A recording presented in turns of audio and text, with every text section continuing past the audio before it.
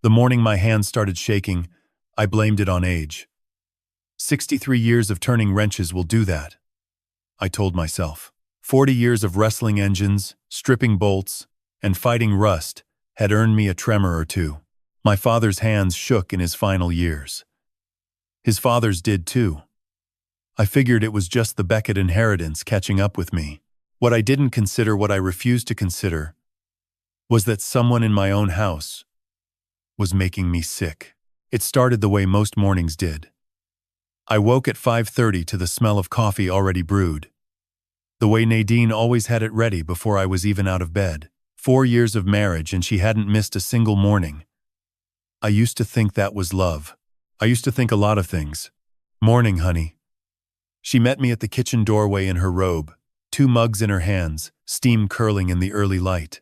She was 41, dark-haired, with a smile that had seemed so genuine the first time I saw it. Now looking back, I wonder how much of it was practice. "You sleep okay?" "Well enough," I said, and took the mug. I stood at the kitchen window and drank my coffee the way I had every morning, for as long as I could remember watching the sky go from black to gray to the pale orange that settles over Tulsa in October. The neighbor's yard was still. The old elm out back had dropped half its leaves overnight, scattered across the dead grass like rust-colored coins. For about 10 minutes, the world felt exactly like it was supposed to. Then my hand trembled. Just once. Just enough to send a small wave across the surface of the coffee. I tightened my grip, and it stopped. I didn't think much of it. Not then. Beckett Sons Auto had stood on the corner of East 11th Street and South Garnett Road for 61 years. My grandfather, Earl Beckett, opened it in 1963 with a 2-bay garage and a used engine hoist he bought off a man who needed quick cash before leaving for California. My father, Roy Beckett, expanded it through the 70s and 80s, 4 more bays, a parts counter, a small waiting room, with a coffee maker that ran from 7 in the morning until closing. I took it over at 26, when Roy's knees gave out and his doctor told him he was finished kneeling on concrete floors. That was 37 years ago. The shop smelled the same way it had my entire life. Motor oil and steel shavings. The sharp bite of brake cleaner. And underneath it all, the accumulated ghost of every engine that had ever been torn apart and put back together on those floors. Some men find that smell oppressive. To me, it was the closest thing to a heartbeat that a building could have. I pulled in at 7:15. Eddie Voss was already there, his Silverado parked at the side of the lot, the overhead lights buzzing on above Bay 3. Eddie had been working beside me for 20 years. He was 55, broad-shouldered, with hands that had seen more honest work than most men see in 3 lifetimes. "Morning, boss," he called from under the hood of a truck we had in for a transmission rebuild. "Morning." I poured a second cup from the shop pot and stood at the parts counter, running through the day's schedule. 3 oil changes, a brake job, and a customer coming in at 2 in the afternoon with an F-150 that had been throwing a check engine light for 6 weeks, a normal Tuesday. The kind of day I had lived inside for 37 years, without once taking it for granted. The tremor came back mid-morning, while I was torquing lug nuts on a Dodge Ram we had up on the lift. My hands were steady, and then they weren't. The torque wrench shifted in my grip. I caught it, but only just. I stood there a moment, staring at my own fingers. There is a thing people used to say about Beckett hands. My grandfather said it about my father, and my father said it about me, that we had the steadiest hands in Tulsa County. Roy Beckett could thread a bolt in the dark by feel alone. In 37 years behind a lift, I had never once dropped a tool. I told myself it was stress. The shop's insurance had gone up again in September. A parts supplier had sent me the wrong brake rotors 3 times in a row. Small problems, the kind that stack quietly until they weigh more than they should. Helen used to manage the paperwork side of things. She had a mind for numbers I never had, and since she passed 8 years ago, I had been handling it alone. I thought about Helen more than I talked about. 8 years gone. And some mornings I still reached for the phone to tell her something she would have found funny. Part of me had never fully rearranged itself around the space she left behind. Nadine was different from Helen. quieter, more careful with her words. She didn't involve herself in the shop's finances or decisions, and I had taken that, foolishly, as a sign of respect for my independence. I understand now it was something else entirely. At 2 in the afternoon, a man named Gerald Patterson came in with his F-150. Gerald had been a regular for 15 years. We stood at the counter and talked about the weather the way men do when there isn't much to say but the company is comfortable. I was writing up his work order when the pen slipped out of my fingers and skittered across the counter. Gerald looked at my hand. I looked at it too. "You all right, Frank?" he asked. "Fine," I said. "Just tired." But I wasn't fine.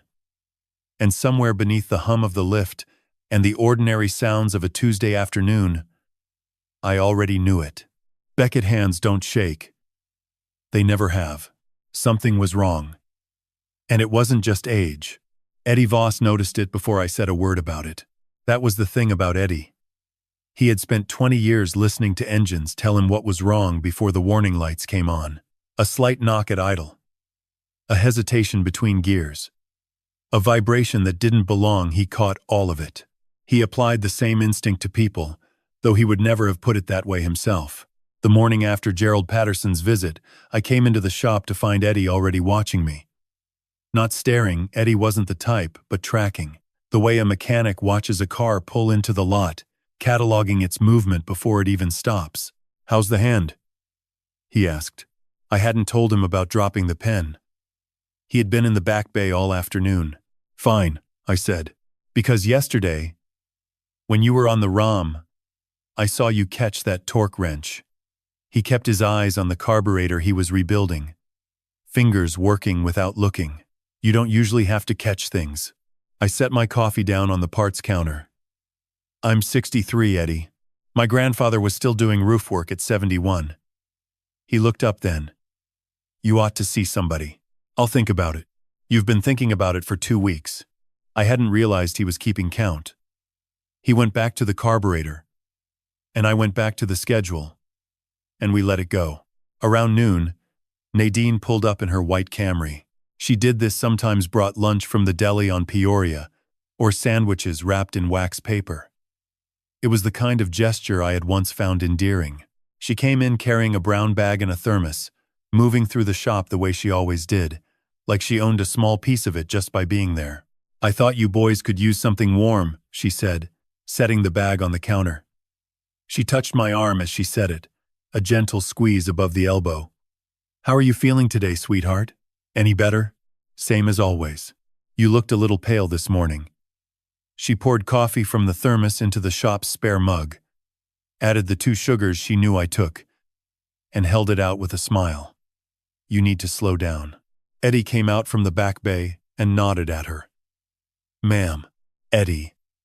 Her smile included him briefly, then returned to me. "Maybe you can talk some sense into him." Eddie looked at me. Something moved across his face, too quick to read. "Sure," he said. Nadine stayed about 30 minutes, sitting on the stool behind the counter, asking questions about nothing much. The truck in Bay 4, the insurance renewal, dinner with the Howards on Friday. I answered everything. She smiled through all of it. When she kissed me on the cheek before leaving, the coffee she had poured was still sitting where I had set it down. I hadn't drunk a drop of it. Just a quiet hesitation I hadn't yet named. That evening, Lucas came by. My son was 31, built broader than me through the shoulders, with Helen's eyes and my stubbornness in equal measure. He had grown up in this shop the same way I had summers on the concrete, learning every tool before he learned long division. He pulled up in his truck at 7, just as I was closing the bay doors. I was glad to see him. "Hey, Dad." "Hey." I shook his hand the way we always did. "Come in. I've got coffee on." He followed me into the waiting room and sat in the plastic chair nearest the door, the same chair he'd sat in as a kid, waiting for me to finish up on Saturdays. He didn't take off his jacket. That meant he wasn't staying long. "How are you feeling?" he asked. Something in his tone made me set my mug down. "Where did that come from?" He looked at his hands. "Nadine called me. She said you've been forgetting things, misplacing tools, getting confused about appointments. He paused. She's worried. I held very still. I haven't forgotten anything. She said you called Eddie by your dad's name twice last week. That's not true. He looked up. I could see that he wanted to believe me. He also looked like a man who had already heard a different version of events and didn't know which one to trust. That gap between wanting to believe and actually believing that was Nadine's work. I could see the shape of it, even if I didn't yet understand how deep it went. Dad. He leaned forward. Maybe it's time to think about stepping back a little. The words landed the way a wrench dropped on concrete does, flat, hard, and louder than expected. I didn't answer. There was nothing I could say that would have helped. After he left, I stood in the waiting room for a long time. The overhead light buzzed. Outside, his truck backed out of the lot and disappeared down South Garnett. I was still standing there when I noticed Nadine's phone on the counter beside the register. She must have left it when she stopped by at noon. The screen lit up as I reached for it. A message from a number with no name attached. Just 10 digits. Just 3 words. How much longer? I set the phone down exactly where I had found it. I stepped back. I stood in the empty waiting room with the buzzing light and the smell of motor oil and the silence that follows the kind of moment that changes things. Nadine came through the door 40 seconds later, slightly out of breath, keys already in her hand. Left my phone, she said, picking it up without looking at the screen. Then she looked at me. Everything okay? Fine, I said. She smiled. Just my sister checking in. You know how she worries. She slipped the phone into her purse and kissed my cheek on the way out. I listened to her car start. I listened to it pull away. I thought about what kind of sister sends nothing but how much longer, with no greeting and no punctuation. And what kind of worry makes a person rush across town to collect the answer in person? For the first time since the tremors started, I began to wonder if age had anything to do with it at all. I almost didn't go to the pharmacy that Tuesday. My blood pressure prescription had been sitting on the kitchen counter for 3 days, waiting. I kept telling myself I would get to it. But Tuesday morning I woke up, and the dizziness was bad enough that I had to hold the edge of the sink for a minute before I trusted my legs, and that settled the question. I was going whether I wanted to or not. The drive took me south on Garnett through the part of Tulsa that still looked the way it had when I was a kid, flat-roofed buildings, a hardware store that had been in the same family for 40 years, bare trees against an October sky the color of pale chalk. I drove with the window cracked and listened to the radio without hearing it. The pharmacy was a small place on South Peoria, tucked between a dry cleaner and a tire shop. I had been coming here for 11 years, ever since Helen started her prescriptions there, and I followed out of habit. After she passed, I kept coming. It felt like one of those small loyalties you hold on to, without quite knowing why. Emma worked the counter most days, late 20s, efficient and kind. The sort of person who remembered which customers liked small talk and which ones just wanted their medication and to leave. She knew I was the second kind. The afternoon was quiet. One customer browsed the cold medicine aisle. And near the counter, her back to me as I came through the door, stood an elderly woman who appeared to be having trouble. I could tell from the way she stood. Shoulders drawn in, neck bent slightly forward. The posture of someone trying to make a difficult conversation as small as possible. She was maybe 70. Short and fine-boned, wearing a gray cardigan. Her hair was silver white, pinned neatly at the back of her neck. Emma's voice was gentle. It comes to $47.12, Mrs. Gutierrez. I'm sorry. The coverage gap hit this month. I understand. The woman's voice was soft, accented faintly, with something that made me think of the Mexican families who had lived on our street when I was growing up. I will come back on Friday when my check comes. It's insulin, Emma said quietly. It really shouldn't wait until Friday. A pause. Mrs. Gutierrez opened her purse and counted through it again, as if the money might have appeared since the last time she checked. It hadn't.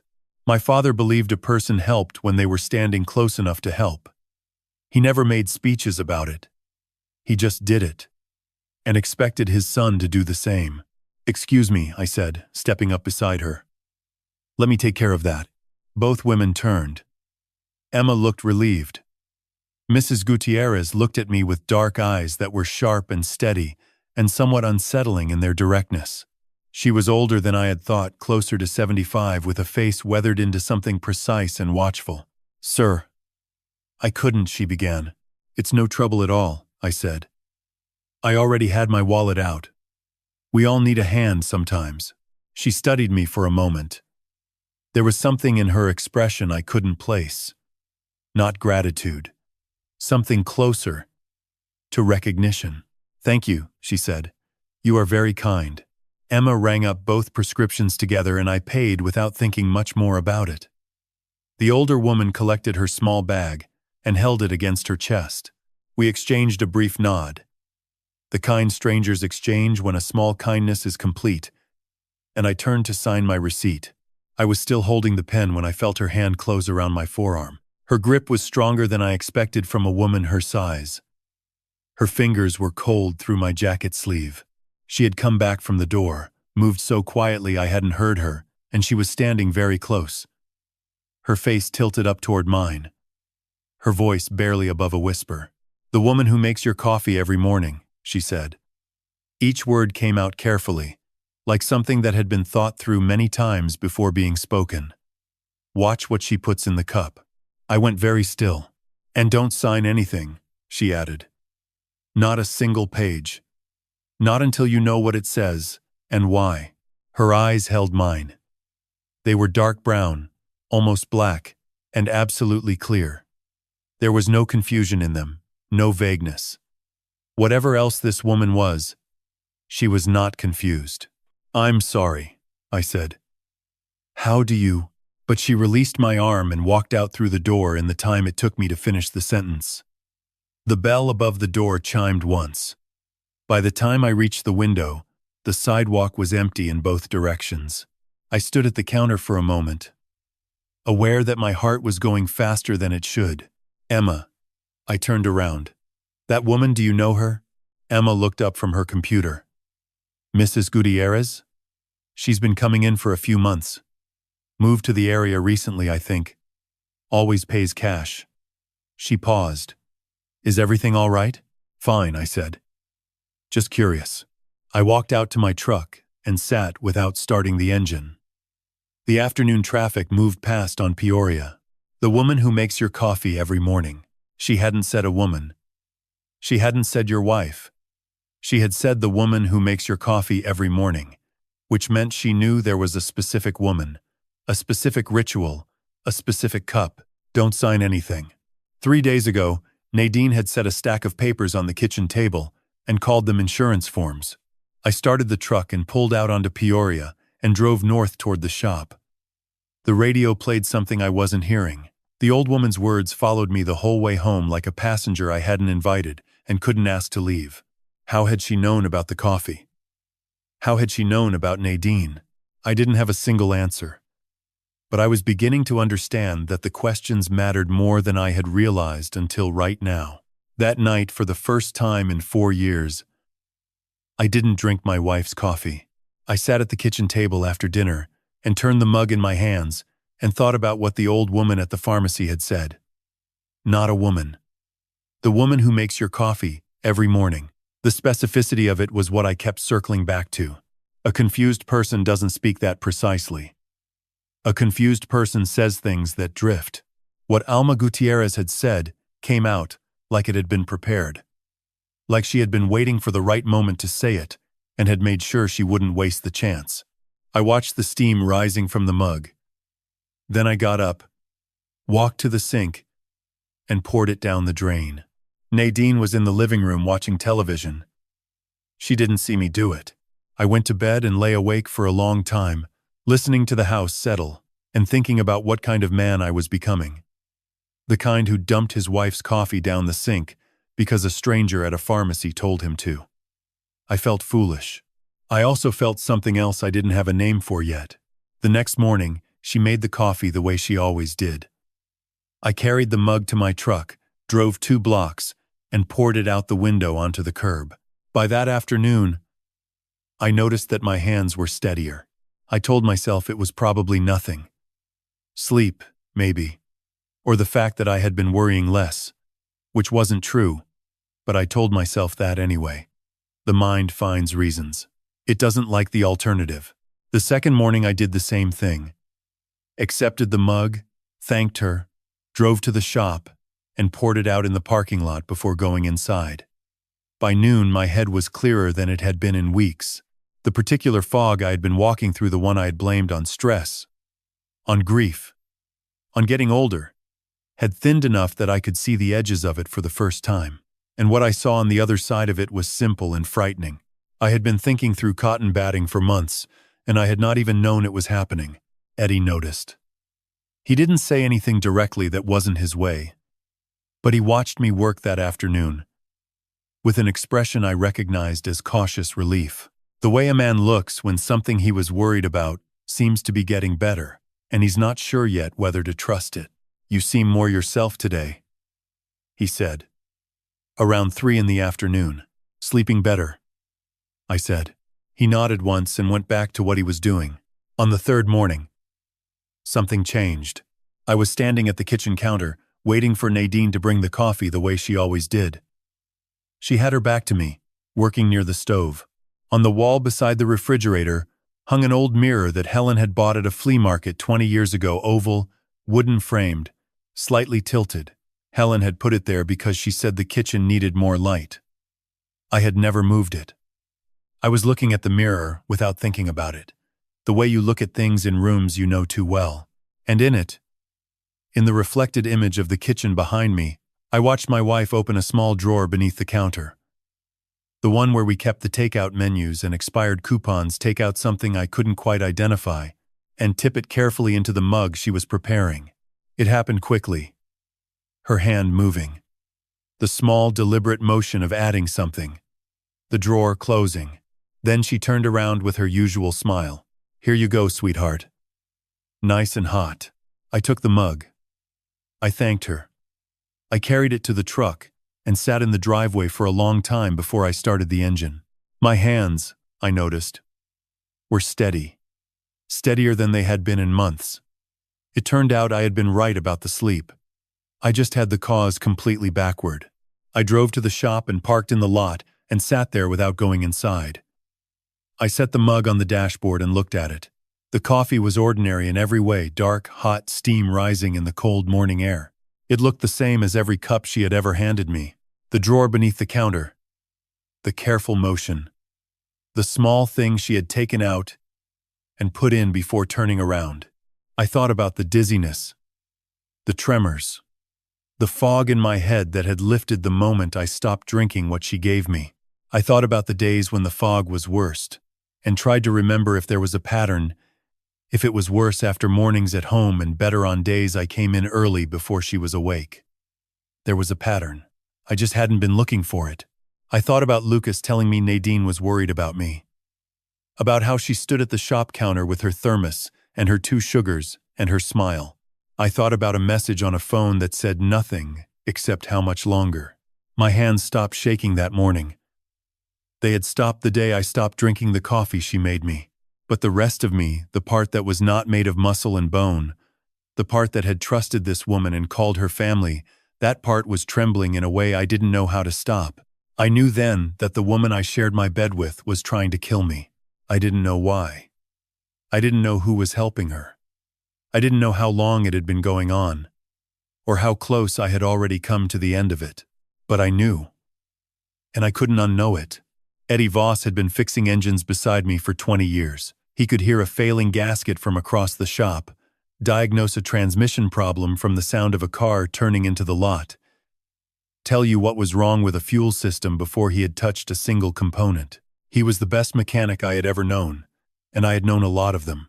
But the reason I trusted him, the reason I walked into the shop that Thursday evening after everyone else had gone home and waited for him to finish wiping down his tools, was not because of what he knew about engines. It was because in 20 years, Eddie Voss had never once repeated a word I said to him in confidence. Not one word. "Lock the bay door," I said. He looked at me. He set down the rag. He walked over and locked it. We sat on the tailgate of the truck we had in for a brake job. Two men in the after-hours quiet of a garage. And I told him everything. The tremors. The fog in my head. The old woman at the pharmacy and what she said. The 3 days I had spent not drinking the coffee and feeling my mind come back to me like a light being turned on in a room that had been dark for months. The kitchen mirror. Nadine's hand. And the small things she had taken from the drawer and added to the mug before turning around with her smile. I told it plain. The way Roy Beckett had taught me to tell things, no extra words, no asking for sympathy. Just the facts set out in order. Eddie listened to all of it without interrupting. His hands were flat on his knees. His face went through several things I watched, but didn't comment on. When I finished, there was a silence that lasted long enough for a truck to pass on Garnett and its headlights to sweep across the far wall. "All right," he said. The word came out careful and measured, the way you set down something heavy so it doesn't break. "All right." He said it again, quieter. Then, "Boss, I need to tell you something. I've been trying to figure out how to say it for about 3 weeks. I waited. You know I come in early most Tuesdays. Take the long way down Cherry Street because the light on Garnett backs up after 6:30. He was looking at the floor. "About 3 weeks ago I passed that coffee place on Cherry, the one with the green awning, across from the tire place. I knew the one. Nadine was sitting at a window table." He stopped. "With a man." Something tightened in my chest, but I kept my voice level. "What kind of man?" "Mid-40s. Maybe 50. Dark jacket, nice watch. Hair going gray at the sides." He reached into the back pocket of his work pants and pulled out his phone. I didn't say anything because it wasn't my business. Could have been her brother, her dentist. I don't know. But I drove past slow, and I looked. And it wasn't the way you sit with your brother or your dentist. He turned the phone toward me. I took a picture from the street. I almost deleted it a dozen times. I took the phone. The image was taken through glass, slightly blurred by distance and the reflection of passing traffic. But it was clear enough. Nadine sat across from a man I had never seen in my life. She was leaning forward, both elbows on the table, her face close to his. He had one hand resting near hers on the tabletop. They were not touching, exactly. But they were close in the way that people are close when they have already decided that touching is acceptable. I had never seen his face before. Not once. Not at a neighborhood gathering. Not in any photo she had ever shown me. Not in the background of any moment I could recall from the past 4 years. He was a complete stranger. And my wife was leaning toward him in a coffee shop at 7 in the morning like he was the most important person in the room. I handed the phone back. "How many times?" I asked. "That I saw them?"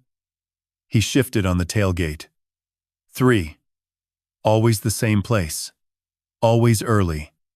I figured maybe it was nothing. People have breakfast.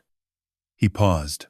Then the last time, I stayed parked down the street for a few minutes after they came out, just watching. He walked her to her car. She laughed at something he said. Another pause. She doesn't laugh like that with people who are nothing. I sat with that for a moment. The fluorescent light above Bay 2 buzzed and flickered the way it had been doing for 6 months. I kept meaning to replace the ballast. "You said 3 weeks," I said. "About that. 3 weeks." She had been meeting him for at least 3 weeks that Eddie knew about. Probably longer. And in that same window, she had been bringing me coffee every morning with something in it that made my hands shake and my mind go soft. Eddie cleared his throat. "There's one more thing." I looked at him. "Last Tuesday. I came in early and he was here. In our lot." He put his phone away. Not inside, just standing in the parking area, near the street. He had his phone out and he was taking pictures. The building, the lot, the bays. He met my eyes. He had a clipboard, boss. The word landed quietly in the empty shop. A clipboard. I thought about Gerald Patterson asking if I was all right. About Lucas saying maybe it was time to step back. About a stack of papers on a Sunday afternoon that Nadine had called insurance forms. Someone had been on my property, measuring what I had built with my hands and my father's hands and my grandfather's hands before either of us was born, and my wife had sent him. I waited until Nadine left for her Wednesday yoga class. She had been going every Wednesday morning for 2 years, 9 o'clock sharp, never missed it. It was one of those reliable rhythms in a marriage that you stop noticing after a while, like the way she always set the coffee maker the night before or left her keys on the third hook by the door instead of the first two. I had stopped noticing it the way I had stopped noticing a lot of things. I heard the Camry back out of the driveway. I gave it 5 minutes. Then I went upstairs. I am not a man who goes through other people's things. Roy Beckett raised me to believe that a person's private life was their own, and that if you needed to know something about someone, the right way to find out was to ask them directly. I had lived by that for 63 years without much trouble. But asking Nadine directly was not an option anymore. The woman who stood at my kitchen counter every morning and carefully put something into my coffee was not a woman who would answer direct questions honestly. I understood that now in a way I could not ununderstand. Her side of the closet was neat. Nadine was always neat. Clothes arranged by season on the left, by color within each section. Shoes lined up below them with the precision of someone who found disorder physically uncomfortable. I moved carefully, keeping everything exactly where I found it. The drawer of her nightstand held nothing unusual. An old paperback, a tube of hand lotion, a sleep mask still in its packaging. Her vanity drawer was the same cosmetics, a couple of hair clips, a folded receipt from a department store. I was starting to think I was wrong about this. I was starting to think that maybe what I'd seen in the mirror had been nothing, that I was a frightened old man tearing through his wife's belongings because a stranger in a pharmacy had put ideas in his head. Then I found the shoebox. It was on the floor of the closet, pushed to the back behind a stack of sweaters she never wore. A plain white box, the kind department stores use. I almost left it alone. Something made me reach for it anyway. Inside, beneath a layer of folded tissue paper, were 3 things. The first was a document, about 6 pages stapled together, printed on legal paper. At the top, transfer of business ownership Beckett Sons Auto Repair, followed by the address on East 11th Street. The shop's assessed value was listed. The transfer was dated 2 weeks from today. And at the bottom, above a notary stamp from an address in Tulsa I didn't recognize, was my signature. Except it wasn't. I have signed my name the same way since I was 19 years old. The B with a particular loop that cuts back on itself. The K that tilts slightly right, because of the way Roy taught me to hold a pen. The signature on this document had the right letters in the right order, but whoever wrote it had not known about the loop, and they had not known about the tilt. It was a careful copy made by someone who had studied my signature, but never watched me write. The second thing was a business card. Small, cream-colored, embossed lettering. Kyle Mercer, financial consultant. Mercer Capital Group. A phone number with a Kansas City area code. A website. The third thing was a cell phone. A Samsung, older model. The kind you buy prepaid at a gas station when you don't want a record. I powered it on. It took a minute to boot up, and when it did, the message inbox was full. The messages were between Nadine and the name saved simply as K. I stood in the doorway of our bedroom and read them. My reading glasses were on the nightstand, and I didn't go get them. I held the phone close and read every word.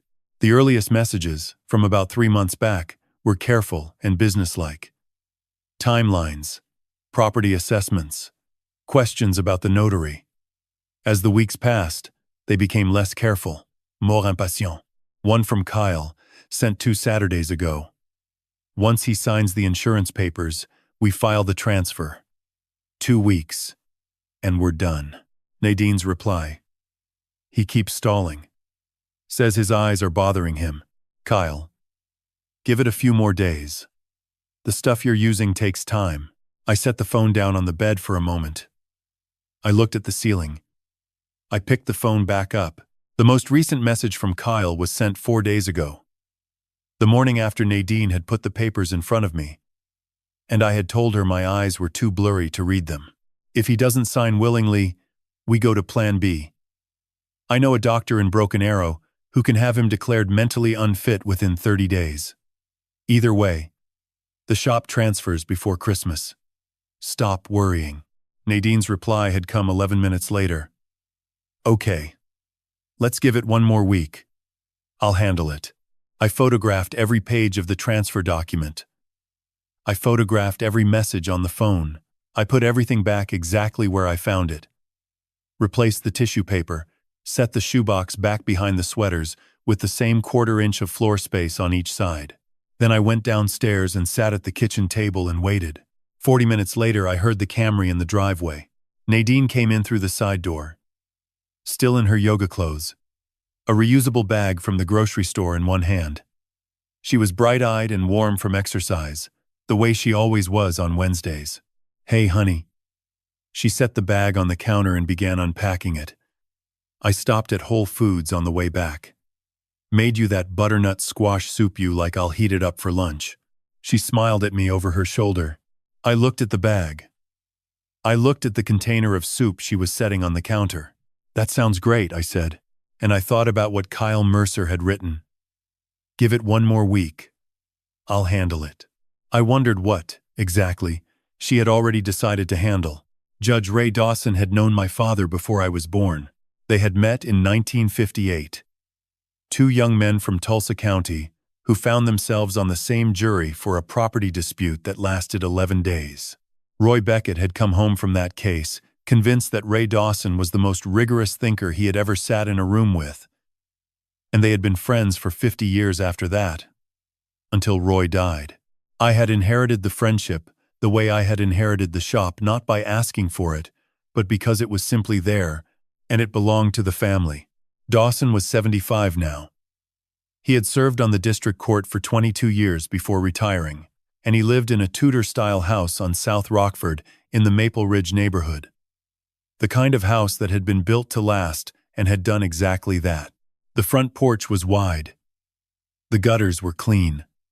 The rose bushes along the walk had been cut back for winter with the care of a man who understood that preparation was the better part of survival.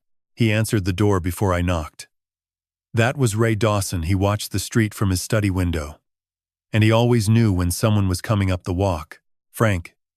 He stepped back to let me in, reading my face the way judges learn to read things. Come back to the study.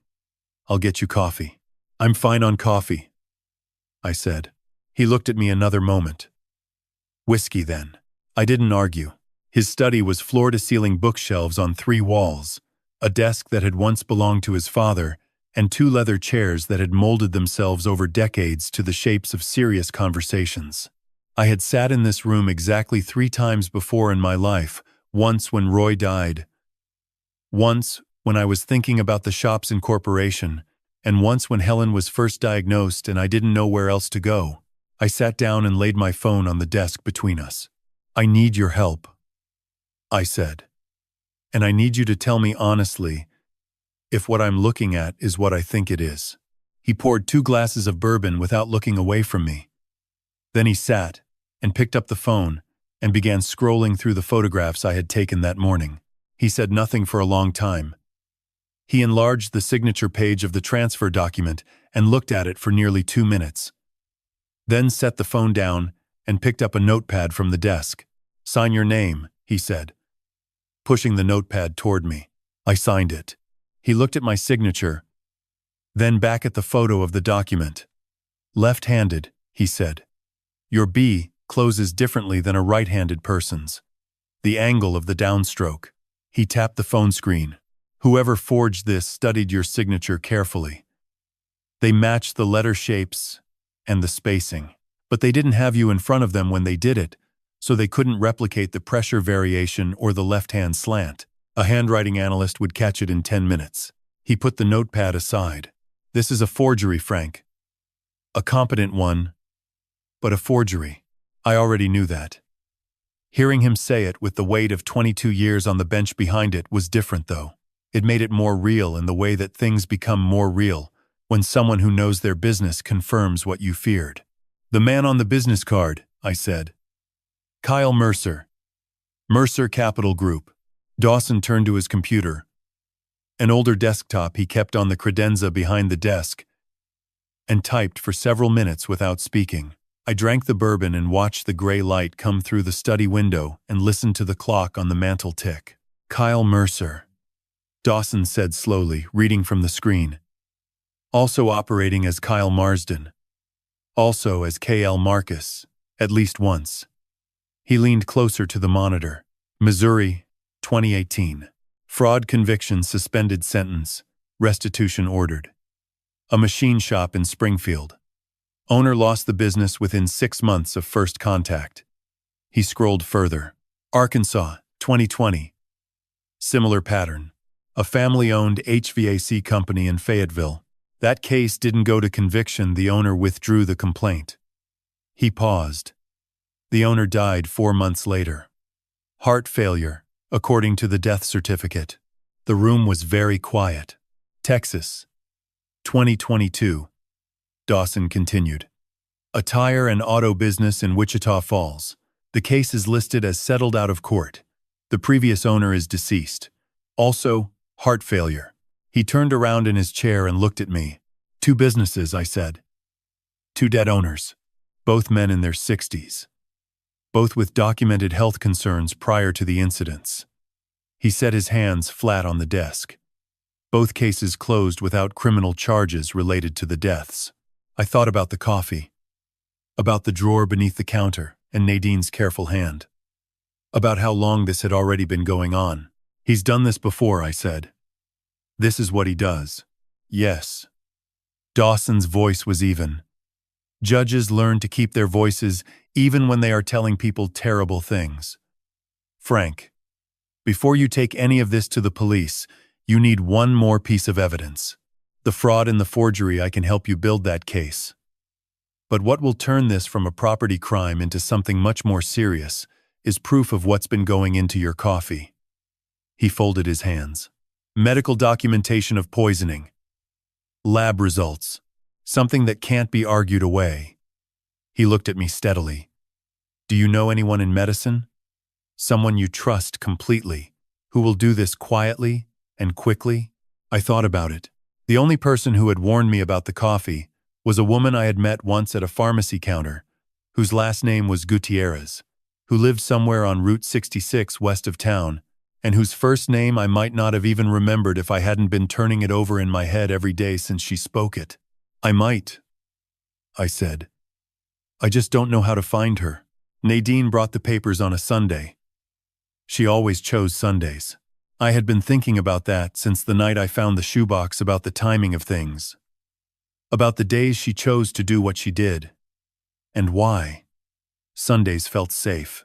There was no shop to go to, no Eddie to call, no reason for a man to be anywhere but home with his wife on a Sunday afternoon. Sunday was a closed room. Whatever happened inside, it stayed there. She set the folder on the kitchen table while I was finishing lunch. Casual. Unhurried. The way she put down a glass of water or a bottle of ketchup. "The insurance agent called again," she said, sitting across from me with her own coffee. "He said we've been putting this off for almost 2 months. He just needs your signature on the updated coverage forms. It'll take 5 minutes." I wiped my mouth with a napkin and pulled the folder toward me. I knew what was inside before I opened it. I had photographed every page of it 4 days ago in our bedroom while she was at yoga. But Frank Beckett, the Frank Beckett that Nadine believed she was sitting across from, did not know any of that. He was a 63-year-old man whose hands shook and whose mind had been going soft for months, and he had no reason to suspect that the woman across the table had been slowly poisoning him. I opened the folder and looked at the first page. The header read the same way it had in the photograph. Transfer of business ownership. Beckett Sons Auto Repair. Not an insurance form. Not even close. I kept my face the way I had been keeping it for the past 4 days. Relaxed. Slightly tired. A little slow. The expression of a man who was managing his own decline as gracefully as he could. My eyes are giving me trouble today, I said.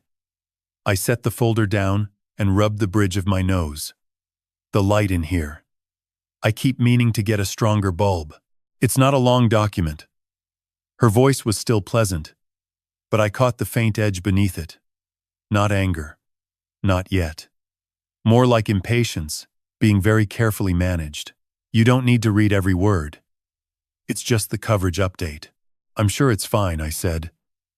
I just want to read it properly. Can I look at it tomorrow with my reading glasses? I left them at the shop. A pause. Very small. The kind of pause that a woman who was merely my wife would not have needed.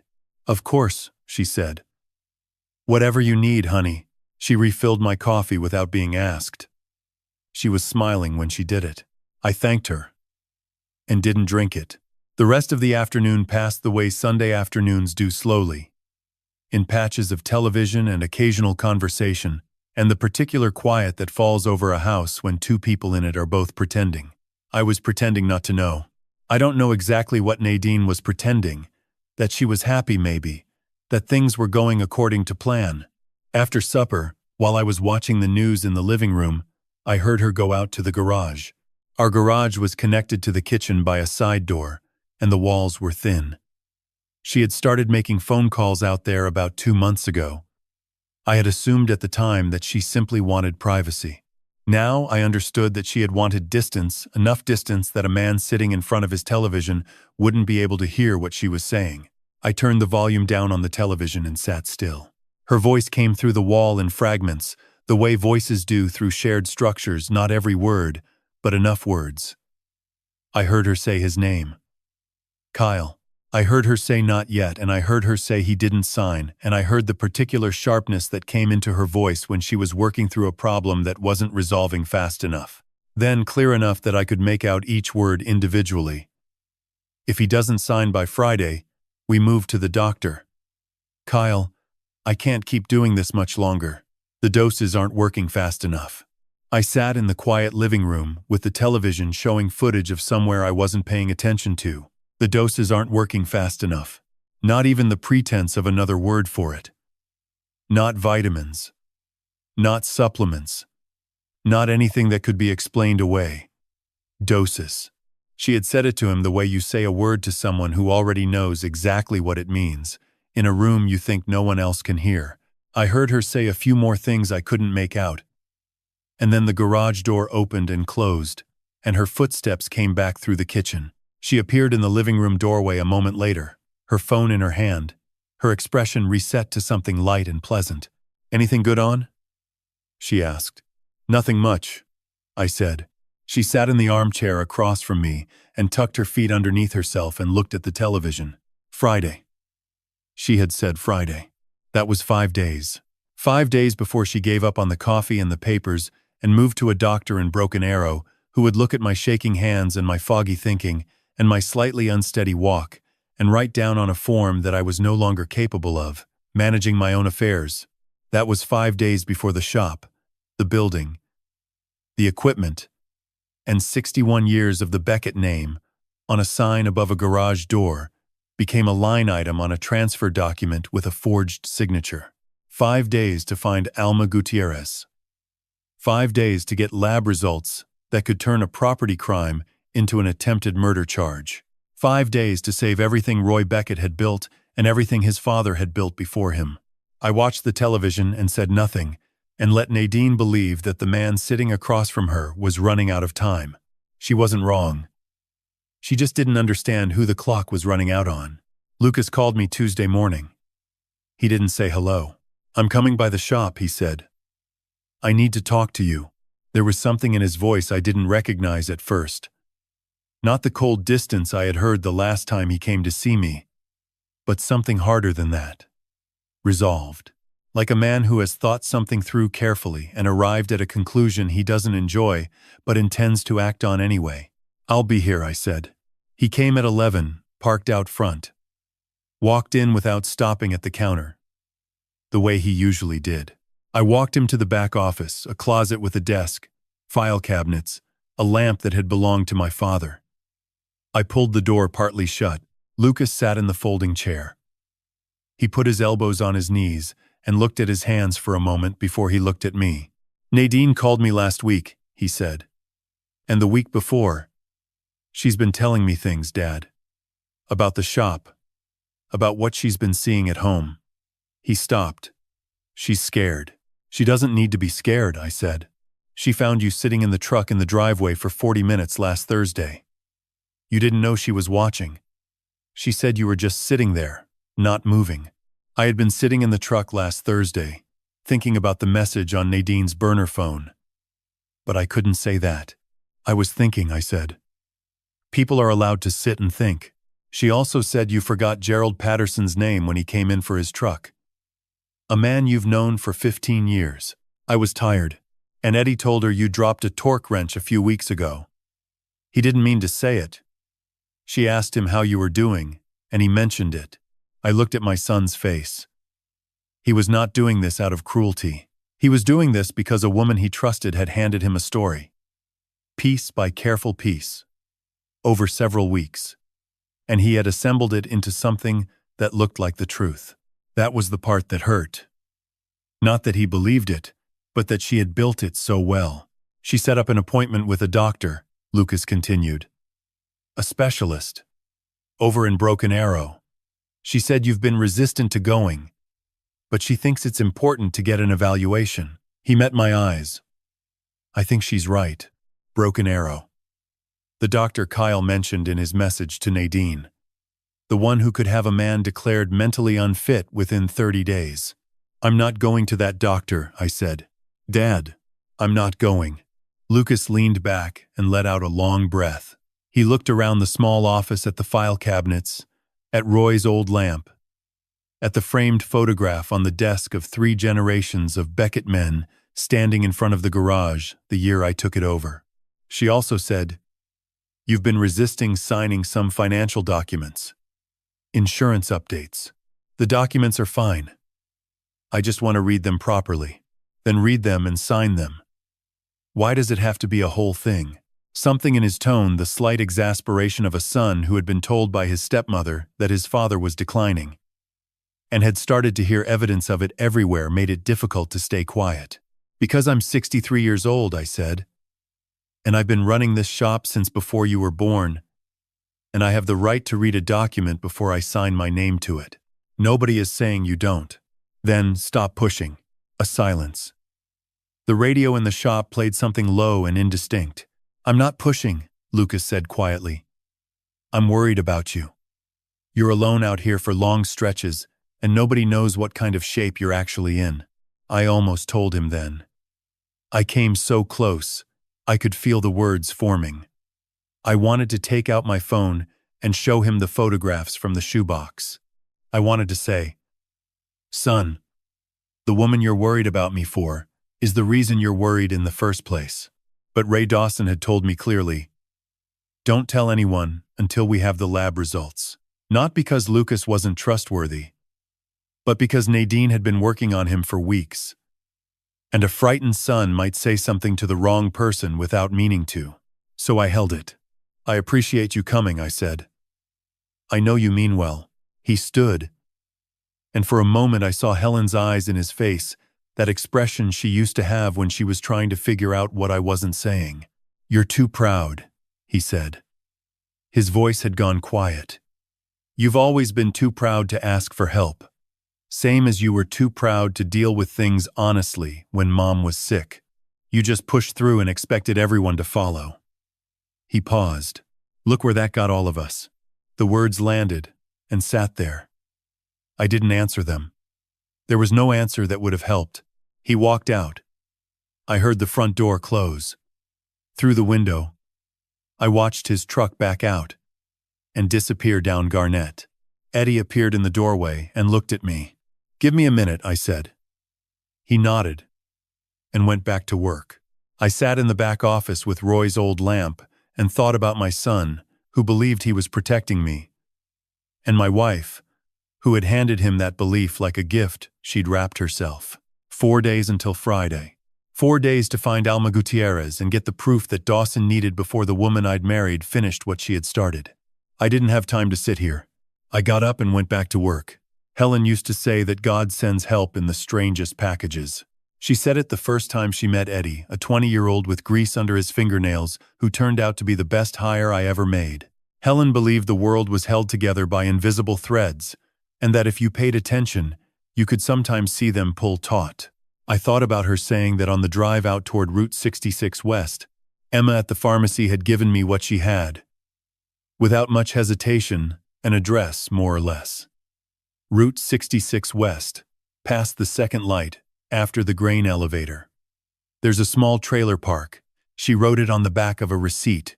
I hope everything's all right. It will be, I said. The trailer park was called Sunrise Estates. Modest, maybe 30 units on 2 looped lanes, but well maintained in the way that people maintain things when they take pride in what they have, regardless of what it is. Alma Gutierrez's trailer was easy to find. Yellow paint, faded to the color of old cream, with blue trim around the windows, the exact blue of a clear October sky in eastern Oklahoma. 2 plastic chairs sat on a small wooden porch that looked hand-built and level and solid. A pot of chrysanthemums, rust-colored and still blooming, stood beside the door. I parked and sat for a moment. Then I got out and walked up to the porch. I had raised my hand to knock when the door opened. Alma stood in the doorway in a house dress and cardigan, her silver hair pinned the same way it had been in the pharmacy. She looked at me with those dark, clear eyes. "Mr. Beckett," she said. "I was wondering when you would come." She stepped back. "Please come in." The inside of the trailer was small but orderly. A kitchenette along one wall, a sofa with a hand-crocheted throw across it, a card table with 2 chairs near the window. Photographs covered most of one wall, a timeline of a family rendered in frames of different sizes, a young woman in a nursing uniform, a girl in a school play, squinting into stage lights, a man I didn't recognize standing in front of a truck with a highway stretching behind him. "Sit down," Alma said. "I'll get my daughter." I sat at the card table. Through the window I could see the chrysanthemums on the porch and, beyond them, the pale winter sky over the flat Oklahoma plain. A door at the far end of the trailer opened and a woman came out, moving quickly and purposefully. She was in her mid-30s, built like her mother, compact, fine-boned, but with the straight posture and brisk efficiency of someone who had spent years on a hospital floor. "This is my daughter Daniela," Alma said. "She is a nurse at St. Francis." Daniela extended her hand. Her grip was firm and brief. "My mother told me you might be coming." She sat down across from me, already attentive. "Do you have a sample?" I had come prepared. 3 days earlier, when Nadine handed me the morning mug, I had pretended to take a sip and then poured most of it into an empty travel thermos I had brought home from the shop. The thermos had been sitting in the locked toolbox in my truck ever since. I set it on the table. Daniela picked it up and looked at it without opening it. "I can get this to our lab today. We have a toxicology contact I trust. Results by tomorrow morning, the day after at the latest." She set it down. "If there's something in here that shouldn't be, we'll find it." "Thank you," I said. Daniela stood, tucked the thermos under her arm, and returned to the back room without ceremony, which I appreciated. Alma poured 2 cups of coffee from a pot on the counter and set one in front of me. I looked at it. She sat down and watched me with a slight smile. "This one I made myself," she said. "It is safe." I drank it. It tasted like coffee. We sat for a moment in the comfortable quiet of 2 people who did not need to fill silence to tolerate it. "Thank you," I said, "for what you told me at the pharmacy. You had no reason to get involved." She looked at her hands, wrapped around her cup. "I had every reason," she said. Then more quietly, "You remind me of someone I made a promise to, Mr. Beckett. A long time ago." I waited. She didn't continue. "Who?" I asked. She looked up. Her eyes were warm, but they held something behind the warmth. Something careful, not yet ready to put down. "Not yet," she said. "When this is over, when you are safe." She wrapped both hands around her mug. "First, we make sure you are safe." I drove back toward town with the heater running and the flat fields of Oklahoma passing on either side. Brown and bare, under the November sky. I thought about what she had said. A promise. Someone she had made it to. A long time ago. The words sat in the cab with me the whole drive, turning slowly like a key looking for a lock. Alma Gutierrez had known to warn me about the coffee before I had any reason to suspect it myself. She had not been surprised when I came to find her. She had been waiting. Not for days, not for weeks, for years. I didn't know it yet. But the answer to that question was going to change everything I thought I understood about the woman I had lost and the life she had left behind. Daniela called at 6 in the morning. She didn't waste a single word. Ethylene glycol, she said. It's in the sample. I was already awake. I had been awake since 4:30, lying in the dark beside a woman who was trying to kill me, listening to her breathe. What is that? I asked, though part of me already understood from the sound of Daniela's voice. She was not the kind of person who called before sunrise to deliver good news. Antifreeze, she said. The main toxic component. It's odorless and slightly sweet. You wouldn't taste it in coffee. The body metabolizes it into compounds that damage the kidneys and the nervous system.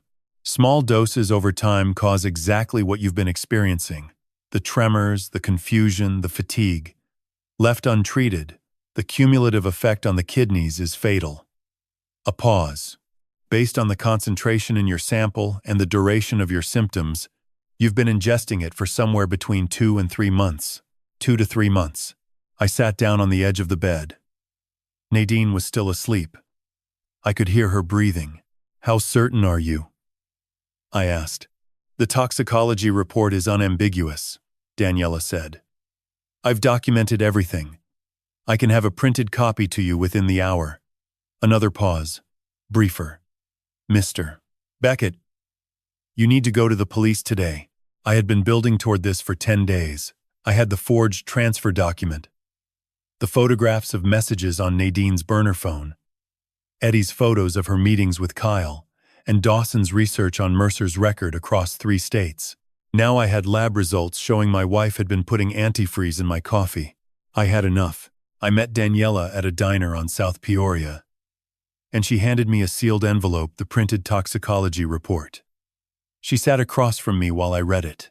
The concentration is high enough that continued exposure would have caused kidney failure within another month, she said quietly. Possibly less. Thank you, I said. The words felt inadequate. Thank my mother, she said.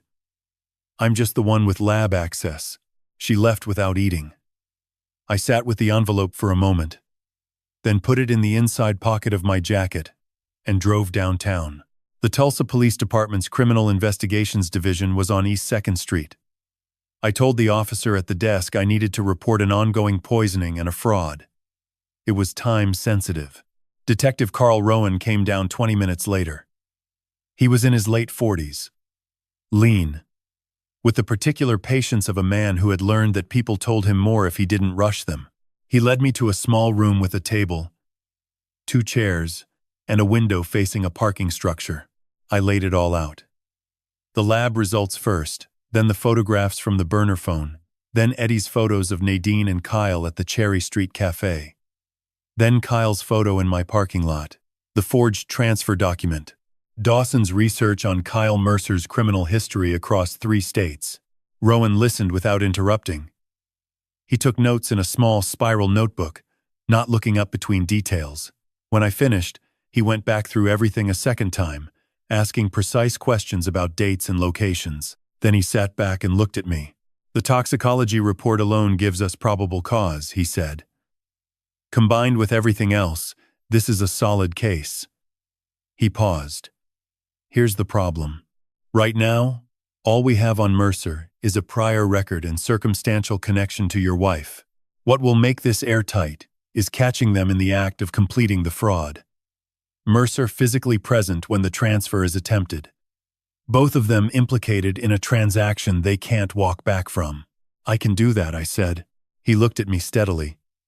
That means maintaining the performance a little longer. continuing to act like a man who is declining and doesn't know why.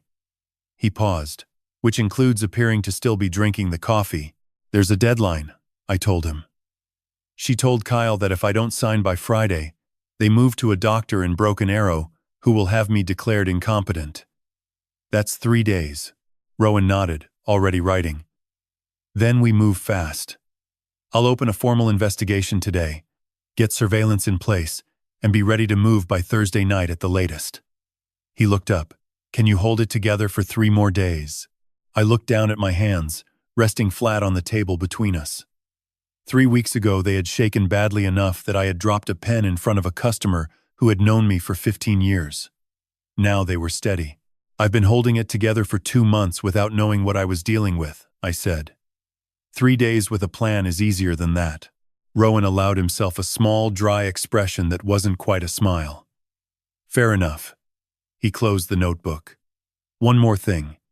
She can't know you've been here. Nothing changes at home. Same routines, same behavior. He met my eyes. And Mr. Beckett, you keep pouring that coffee out. Every morning. We don't need you in a hospital.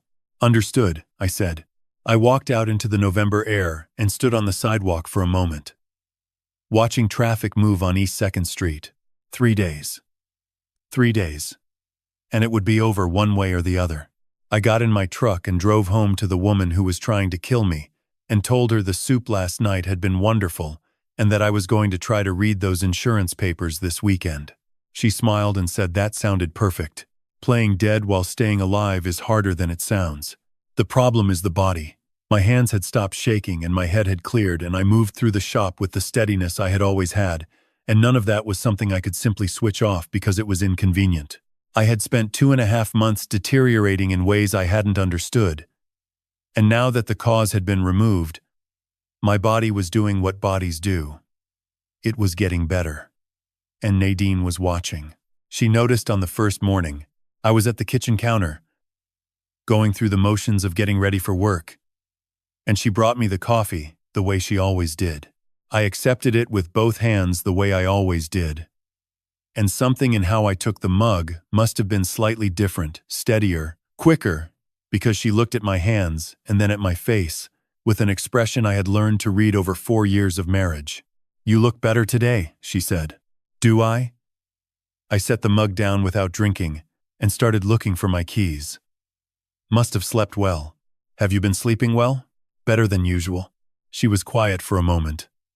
That's good, she said. But her voice had a quality to it. Not quite sharp, more like attentive. The way a person sounds when they are paying attention to something they expected to hear differently. I made sure to move a little slower, getting my jacket on.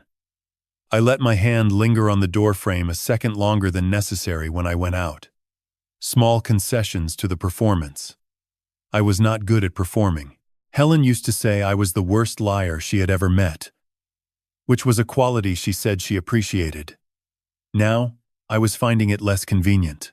Detective Rowan had called the previous night to confirm that surveillance was in place, a car parked down the block, rotating with a second unit every 8 hours. He told me to go about my day as normally as possible and not to do anything that might alert Nadine.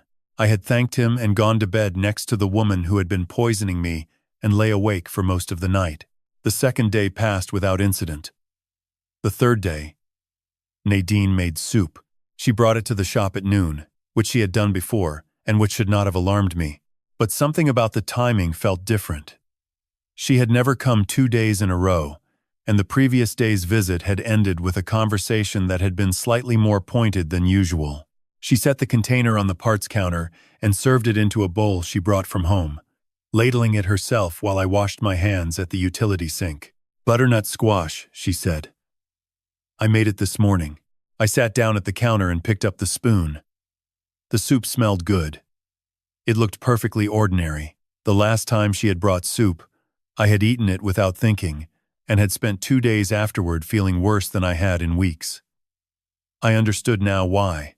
I had the spoon halfway to my mouth when Eddie came through the side door from Bay 3, moving fast and not looking where he was going the way he sometimes did when he was focused on something else. His elbow caught the edge of the container, sitting on the counter behind me. The bowl went sideways, Soup went across the counter, across my arm, across the floor. "Aw, hell," Eddie said. "Boss, I'm sorry. Let me get that." He was already reaching for the paper towels. I watched him mop up the soup with the focused attention of a man who was very sorry about making a mess and thinking about nothing else. I looked at Nadine. She was watching Eddie with an expression I had not seen on her face before in 4 years of marriage. It was not anger exactly. It was something cooler and more calculating, the look of a person who was revising an assessment. "I'll get you another bowl," she said. Her voice was even. "Don't worry about it," I said. "I've got a sandwich in the back. We're swamped today." She gathered the container and the bowl without hurrying. She said goodbye and kissed my cheek on the way out, which she always did. At the door, she paused and looked back at Eddie, who was still working on the floor with the paper towels. "Your friend is very present lately," she said to me. Not to Eddie. To me. "He works here," I said. "Of course." She smiled. "I just mean it's nice that you have people looking out for you." She left. Eddie straightened up and dropped the wet paper towels in the waste bin. He didn't look at me. I didn't look at him. We went back to work. That evening, I was in the living room when I heard Nadine go to the bathroom. I heard the water run, which she sometimes did when she made phone calls, in their background noise, she had told me once, helped her think. I turned the television down. Her voice came through the wall in the same fragmented way it had from the garage. I caught pieces. Not working. Too alert. And then, distinct enough to stop my breath. "We can't wait until Friday. He's not getting worse. Something's changed." A pause. "We do it tomorrow. The lawyer's office, the papers, everything. If he won't sign, we move straight to the doctor." Another pause. Shorter. "I know it's fast. Just make sure Kyle is there." I sat in the dark living room and did not move. Tomorrow. Not Friday. She had moved it up by 2 days. I had less than 24 hours. I waited until I heard the water shut off and her footsteps move back toward the bedroom. Then I took out my phone and sent one message to Rowan. She moved the timeline. "Tomorrow. Need to talk tonight." His reply came 40 seconds later. "Call me now." I went out to the garage and closed the door and called him. And we talked for 45 minutes. And by the time I came back inside, the outline of what would happen tomorrow was set. All I had to do was hold on until morning. I had spent my whole life fixing things. Engines with cracked heads. Transmissions run dry until the gears wore smooth. Vehicles that other mechanics had declared unrepairable. Roy Beckett taught me that nothing was unfixable if you understood what was actually wrong with it. Diagnosis first. Repair second. Always in that order. For the past 3 weeks, I had been in the diagnosis phase. Now, it was time for the repair. I called Rowan at 6:15 from the garage. Door cracked, cold air coming through. Nadine still asleep upstairs. "She's moving today," I said. "Lawyer's office. Kyle. Everything." She told him last night. "I heard," he said. "We have surveillance on the house." A pause. "Frank, we need to move this to a controlled location. If they do this at whatever lawyer she's already lined up, we can't guarantee the situation. Are you willing to direct them somewhere we can prepare?" I had thought about that during the 4 hours I had spent not sleeping. Judge Dawson knows a lawyer in his building. Retired, trustworthy. Could we use his office? "Give me the address. I'll have someone there by 8. I called Dawson next. He was already awake. I explained what we needed, and he said he would make the call. His retired colleague had a conference room and a printer, and the documents they prepared would look entirely legitimate to someone who wasn't looking closely. "They need to believe it's real until the moment it isn't," Dawson said. "Understood. Frank." A pause. "You're sure about this?" "I've been sure about this since I found that shoebox," I said. I went back inside. Nadine was downstairs by the time I finished in the bathroom, already dressed, moving around the kitchen with a purpose I had learned to recognize. She made coffee. She set my mug on the counter the way she always did. I sat down at the kitchen table and let myself look the way I had been trying to look for 3 days. Tired. Slow. A man who had been fighting something he didn't have the energy to keep fighting. "Nadine," I said. She turned. "I've been thinking." I looked at my hands. About the papers. About everything. I looked up at her. "I'm tired. I don't want to keep arguing about it. If you think signing is the right thing, if it makes things easier for both of us, then I'll do it." Something moved across her face in the space of about a second. She controlled it quickly. She was good at that. But I had been watching her face for 4 years, and I caught it. A brightness, a barely contained satisfaction that she tucked back behind concern before it had fully surfaced. "Oh, honey." She came around the counter and put her arms around me from behind, her cheek against the side of my head. "This is the right thing. I promise. We'll get everything sorted out. And you can stop worrying about all of it. Is there a lawyer we could go to? Today? Maybe? Today?" A brief hesitation. "Yes. Yes. I think I can arrange something for this morning." "All right," I said. "Just let me know where and when." She called Kyle from the back porch while I was getting my jacket. I could hear the shape of her voice through the glass, the rise and fall of it, the short, efficient sentences of someone who had been waiting for this call and knew exactly what to say. When she came back inside, she was holding her phone with both hands, and her expression was one I had not seen on her before. She looked, for just a moment, like a woman who had won something. 10 o'clock, she said. "On South Boston Avenue. It's a firm Kyle has used before. Very professional." "That's fine," I said. I drove to the shop.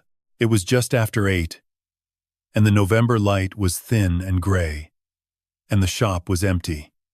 Eddie wouldn't be in for another hour. I unlocked the bay doors and went inside and turned on the lights above the front counter. But I didn't start anything. I just stood there for a moment in the familiar smell of the place. On the wall behind the register hung 3 photographs. I had looked at them every working day for 37 years without thinking much about them. Earl Beckett in 1963, standing in front of a 2-bay garage with a hand-lettered sign above the door. Roy Beckett in 1978, the year the building was expanded, squinting into the sun with the same expression I had seen in my own mirror, and one I had put up myself, the 3 of us together. Roy and Earl and me, taken at the shop's 40th anniversary the year before Earl died. 3 men. 3 generations. 61 years of honest work on this corner. I am not a man who talks out loud to photographs, but I stood there for a long minute, and I thought about what those 2 men had built, and what it had meant to them, and what it meant to me, and I made them a quiet promise the way Roy had taught me to make promises. Without a lot of words. With everything behind them. Then I went to the back office and called Rowan. "Everything's set," I said. She called the lawyer. "South Boston Avenue. 10 o'clock. We'll be in place by 9, he said. "Frank, just get her there. We'll handle the rest." I sat in the back office until 8:55. Then I locked up and drove downtown. The meeting was set. Nadine would be there. Kyle Mercer would be there. And so would Detective Rowan and 4 officers from the Tulsa Police Department, waiting in a building they had spent the past hour preparing. All I had to do was walk in, sit down, and pick up a pen. The hardest part would not be the acting. It would be looking at my wife one final time and pretending for the last time that I still had no idea what she had done. 10 o'clock came faster than any hour of my life. We drove separately, which had been Nadine's suggestion. She said it would be easier for parking, which was probably true. I think she also wanted a few minutes alone in her car to arrange herself to put on the right expression for the occasion, to remind herself of every step of what was supposed to happen next. I took the same route I had driven for 37 years, without once imagining it would end like this. The law office was on the 4th floor of a building between a title company and a sandwich shop. Nadine was waiting in the lobby when I came through the door, already composed, already smiling. She took my arm the way she always did when we went somewhere together. "Ready?" she asked. Ready, I said. The elevator doors opened onto a carpeted hallway with framed prints of Oklahoma landscapes. A receptionist led us to a conference room at the end of the hall. The room had a long table, 6 chairs, a window that looked out at the November skyline, and a man I had never met standing beside the table waiting for us. I had seen his face in Eddie's photograph blurred, taken from a moving car through a coffee shop window. In person, he was sharper than that. Mid-40s, a dark jacket, a good watch, hair going gray at the temples in the careful way of a man who considered his appearance an investment. He extended his hand with the ease of someone who had done this many times before. "Mr. Beckett," he said. "Kyle Mercer. It's genuinely good to meet you. Nadine has told me a great deal about you and the shop." His grip was firm, his eyes were calm. If he was nervous, nothing in his face or hands showed it. He was very good at this. "Likewise," I said. We sat down. Kyle set a leather portfolio on the table and opened it. The documents inside looked exactly like what Dawson's colleague had prepared, the same header, the same structure, plausible enough to pass a brief inspection. Kyle walked us through the key points in a tone that managed to be simultaneously reassuring and businesslike. Nadine sat beside me and nodded along at appropriate moments. I let Kyle finish. Then I looked at the documents for what seemed like a reasonable amount of time. I looked at Nadine. She gave me the small, encouraging smile she had been practicing for months. I picked up the pen. The door opened. Detective Rowan came in first, followed by 4 uniformed officers. He moved without hurry. The way he had moved through the precinct with the specific calm of someone who has assessed a situation in advance and found nothing surprising about it. "Nadine Beckett. Kyle Mercer." His voice was even. "You are both under arrest. Please stand and keep your hands visible." For 2 seconds, nobody moved. Then Nadine stood. Not because she was complying, but because her body reacted before. Her mind caught up the automatic response of a person whose plan has just encountered something it didn't account for. Her face went through several things very quickly. Shock, calculation, the beginning of a story, and then, underneath all of that, something that looked almost like resignation, the expression of a person who understood, in the space of a breath, that the story was over. Kyle moved faster. He was already reaching for the portfolio when the nearest officer stepped between him and the door, and then it was done. He stopped. He set his hands on the table. He looked at me with eyes that were still professionally calm, and then he looked away. Rowan's officers moved with practiced efficiency. Within 30 seconds, both of them had their hands behind their backs. Nadine looked at me across the table. The smile was gone. The concern was gone. The 4 years of careful warmth were gone. What was left was something I had never seen before, a face stripped of performance, looking at me with an expression I couldn't entirely read. It was not hatred. It was something more complicated than that. Something closer to the look of a person who has misjudged something important and knows it. "You set me up," she said. "No," I said. "You set yourself up. The day you put something in my coffee." She held my gaze for another moment. Then she let the officers lead her out without saying anything else. Kyle's leather portfolio sat open on the table. One of the officers photographed the documents inside the real ones, not the ones we had prepared, and then began the careful work of going through its contents. I watched from the doorway. Beneath the transfer documents for my shop were organized folders for 4 other businesses. 2 in Missouri, 1 in Arkansas, 1 in Texas. Names I didn't recognize. Property values, timelines, contact notes. The methodical records of a man who ran what he did like a business. Rowan appeared at my shoulder. His car had more. He said quietly, "We'll have the full picture within the hour. This is going to expand beyond Tulsa." "Good," I said. I walked to the elevator. I pressed the button. The doors opened and I stepped in and watched the floor numbers descend. And I thought about nothing in particular about the grain of the carpet, about the Oklahoma landscapes on the walls, about the sound the elevator made between floors. The lobby doors opened onto South Boston Avenue and the cold November air. I heard a car pull up at the curb. A sound I recognized before I saw it. A particular note in the engine I had known since the vehicle was new. Lucas's truck. The door opened, and my son stepped out. He looked across the roof of the truck at the two police vehicles parked in front of the building, and at the officer guiding Nadine into the back of one of them. And then he looked at me. "Dad." His voice was very quiet. "What's happening?" I walked toward him across the sidewalk. "Come inside," I said. "I'll tell you everything. There is no manual for telling your son that his stepmother tried to murder you." I had thought about how to do it on the drive from South Boston Avenue to the shop. By the time we were sitting across from each other at the parts counter, I still hadn't figured out the right way to start. So I started the way Roy Beckett had taught me to start hard things. From the beginning.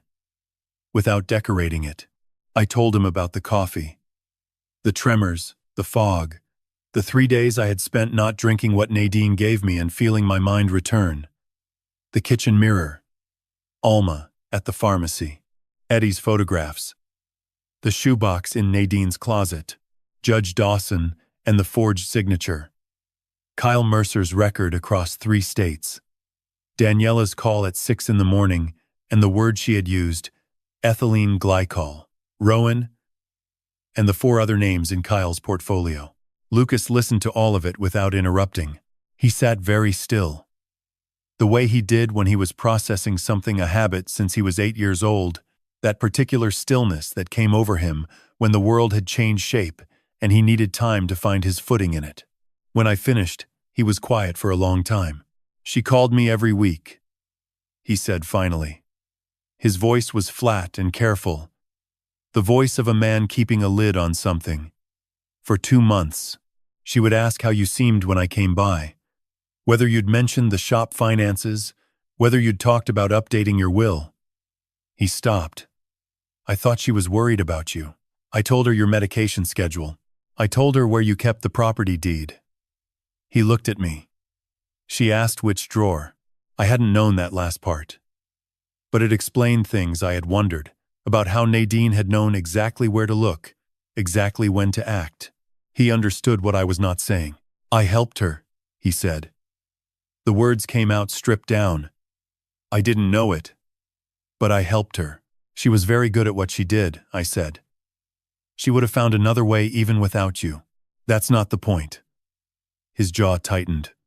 "She asked me to help get you declared incompetent. I had already started looking at the Broken Arrow doctor's credentials. I thought I was protecting you. I know you did. I almost helped her kill you." His voice broke slightly on the last word. The way it had broken when he was 15, and Helen had told him she was sick. "No," I said. "You almost lost a father who loves you. There's a difference." I leaned forward.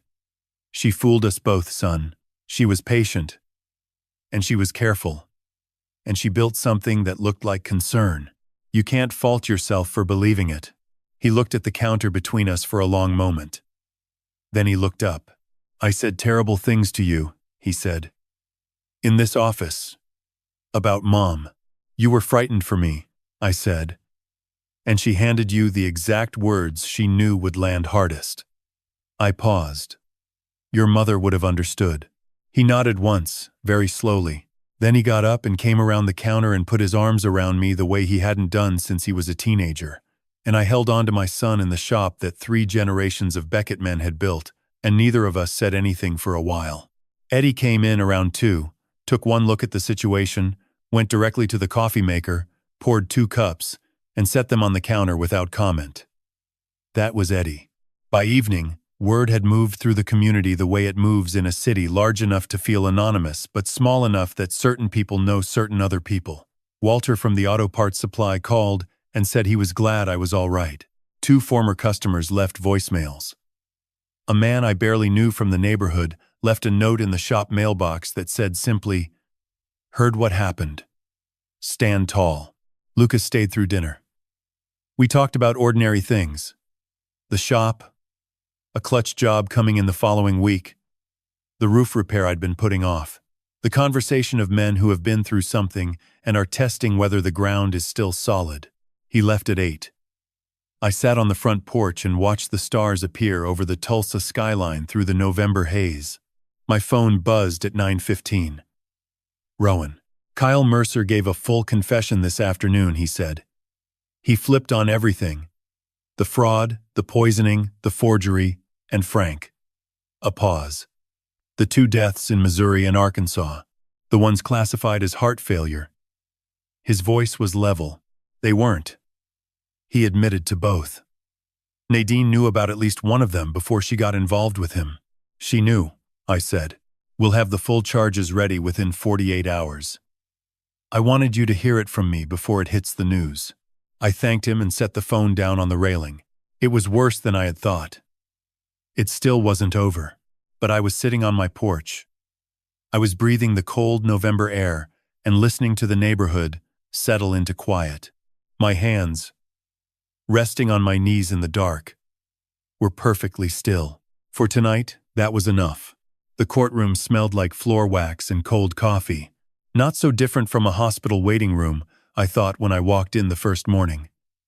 The same institutional quiet. The same fluorescent light that made everyone look slightly less well than they were. The same careful arrangement of chairs designed to communicate that what happened here was serious, that the people in this room were not to be trifled with. I had been in a courtroom exactly once before in my life, a contract dispute with a supplier, 15 years ago, resolved before it went before a judge. That had felt serious enough at the time. This was different. The trial lasted 4 days. The prosecution was methodical and thorough, the way Rowan had been methodical and thorough when he took my statement 6 weeks earlier. The assistant district attorney, a woman named Carver, somewhere in her 40s, with the unflappable manner of someone who had done this many times and intended to keep doing it correctly, laid out the case in careful sequence.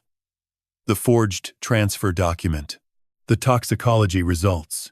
The surveillance footage from Eddie's phone and from the camera Rowan's team had positioned near the law office building. The text messages recovered from the burner phone. Kyle Mercer's record across 3 states. The 4 folders in his portfolio. The confession. The 2 deaths in Missouri and Arkansas, and what the autopsies had not found because no one had been looking for it. Nadine sat at the defense table in a blazer I had never seen before. She looked smaller than I remembered. Not diminished exactly, she was still composed, still careful with her expressions, but reduced somehow, the way things look smaller when you see them outside of the context in which they frightened you. Kyle sat 2 seats away from her at the same table. He looked at the ceiling a great deal. I sat in the gallery on the left side, behind the prosecution's table. Lucas was beside me for all 4 days. Eddie came for 2 of them, sitting at the end of the row with his arms folded, not saying anything. Judge Dawson came on the last day. When Carver called me to the stand, I walked up and sat down and looked out at the room and found that I was not nervous. I had expected to be nervous. Instead, I felt a particular steadiness, the same feeling I used to get in the Army when a situation had simplified itself past the point of uncertainty into something that required only execution. Carver asked me to describe the progression of my symptoms. I described them. She asked about the morning I had seen Nadine at the kitchen mirror. I described that. She asked about Alma Gutierrez and what she had told me at the pharmacy. I described it. Then she asked the question I had been turning over in my mind for 6 weeks. Mr. Beckett, did you love your wife? The courtroom was very quiet. I loved the woman I thought she was, I said. Carver nodded and moved to her next question. I watched several jurors write something down. The defense attorney did his best with cross-examination. He suggested that I had been confused by illness, that my recollections of the mirror incident were unreliable, that the text messages could have had innocent explanations. I answered each question as precisely as I could. I did not elaborate beyond what was asked. Roy Beckett had taught me that a man's credibility lives in his restraint, and I had no reason to spend what I had accumulated in 63 years on extra words. The jury deliberated for less than 3 hours. Guilty on all counts. For Nadine, fraud, conspiracy, criminal poisoning, and accessory to murder in the second degree. For Kyle Mercer, fraud, criminal poisoning, 2 counts of murder in the second degree, and conspiracy extending across 3 states. Judge Patricia Moreno sentenced them at the end of the 4th afternoon. 12 years for Nadine, 18 for Kyle, with the possibility of additional federal charges pending the Missouri and Arkansas investigations. The gavel came down. The sound was smaller than I had expected. As the officers moved to escort them out, Nadine stopped. Not because they had asked her to, they hadn't, but because she turned, slowly and deliberately, and looked back across the courtroom. She looked at me. I looked back. She didn't say anything. I don't know what she was trying to communicate, or whether she was trying to communicate anything at all. Maybe she simply wanted to see my face, one final time. Maybe she wanted me to see hers. After 4 years of marriage, I had thought I could read her expressions. Standing there in that courtroom, I realized I had never been able to read them at all. The officer said something quiet to her. She turned and walked out. I sat for a while after the room had mostly cleared. Lucas touched my shoulder before he left and said he'd call later. Eddie nodded from the end of the row and went. Dawson stayed for a moment, standing beside me with his hands in his coat pockets, looking at the empty defense table. "It's done," he said. "Yes," I said. He put a hand briefly on my shoulder and walked out. I drove home the long way, south on Peoria, the same road I had taken the afternoon. I went to pick up my blood pressure prescription and found an old woman at the counter who needed help with her insulin. I passed the pharmacy without stopping. The green awning was dark at this hour. The sign in the window said closed. I kept driving. Alma Gutierrez had saved my life twice. Once with a warning she had delivered in a stranger's pharmacy, and once through her daughter's steady hands in a lab at St. Francis Hospital. I had thanked her, imperfectly, the afternoon I came to find her, but I had never asked the question that had been sitting in the back of my mind since she said those words to me at the card table in her yellow trailer. "You remind me of someone I made a promise to. A long time ago. I still didn't know who. I still didn't know why. And now that the courtroom and the lawyers and the testimony were finished, I found that I needed to. It was time to go back and ask." Alma Gutierrez answered the door before I knocked. She was standing just inside when I came up the porch steps. The chrysanthemums were gone too late in November, but the 2 plastic chairs were still there, and the blue trim around the windows caught what was left of the December light. "I thought you would come after the trial," she said. "Come in." The trailer was the same as I remembered, small and orderly and warm. But this time I noticed something I had missed on my first visit. On the far wall, among the family photographs, was one I didn't recognize. It had been taken at St. Francis Hospital. I knew the quality of that light. A woman lay in a bed, thin but smiling, her hair short from the treatments. Beside her sat a younger Alma in nursing scrubs. The woman in the bed was Helen.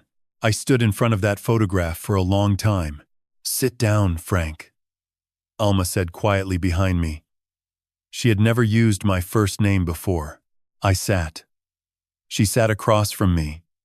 She poured coffee and set a cup in front of me, and she folded her hands on the table and told me the truth she had been carrying for 8 years.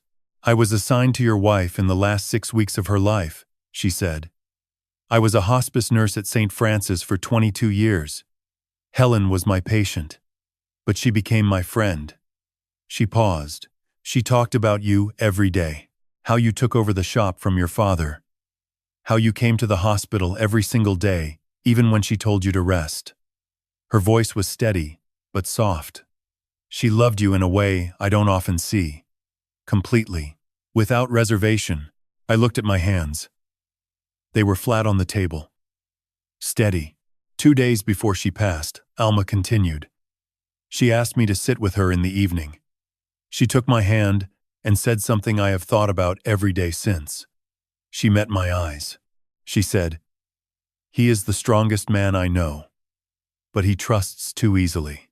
He always believes the best about people, even when he shouldn't. When I'm gone, Someone will try to take advantage of that. I know it. And I won't be there to see it coming. She stopped. She asked me to make a promise. To watch over you. Not every day, she said, you wouldn't want that. But to watch. To be close enough, if the day came. Outside, a car passed on the road. The trailer settled slightly. I made that promise, Alma said. And I kept it. I moved to Tulsa the year after she passed. I took a job at the pharmacy so I would have a reason to be nearby. I watched from a distance the way she asked. For 7 years you were all right. You grieved. You worked. You continued. She looked at the table. And then Nadine came. She did not need to say more about that. When I saw what was happening to your hands, she said, I knew what I had promised. I was scared. I was an old woman, not a detective, but God had placed me exactly where I needed to be, in that pharmacy on that afternoon, and I understood that the moment was not a coincidence. She looked up. I believe God orders these things. He placed me beside Helen when she was dying. He kept me in Tulsa long enough to be in that pharmacy when you walked through the door. And he gave me Daniela, who understood what I was asking and did not hesitate. I thought about Helen in that hospital room, making a plan for the man she was leaving behind. Not accepting it. Not surrendering. Planning. She saved me, I said. Yes, Alma said. She did. From further away than most people can reach. She loved you enough, I said slowly, to plan for the day she couldn't protect me herself. Alma smiled. That is a good way to say it. I have carried regrets in my life. Every man does. But sitting in Alma's small kitchen, I felt something I had not expected. Gratitude deeper than I knew how to name. Not for being helped, for being loved that well. That quietly. That far. He had placed an old woman in a pharmacy at exactly the right moment, given her a daughter with the right skills, and built a chain of care between a dying woman's bedside and a garage on East 11th Street that had held through 8 years of silence and one very dangerous autumn. Alma walked me to the door when the light had gone low. On the porch, she touched my arm. Your wife was a wise woman, she said. Yes, I said. She was. She would be proud of how you handled this. I drove home through the December dark.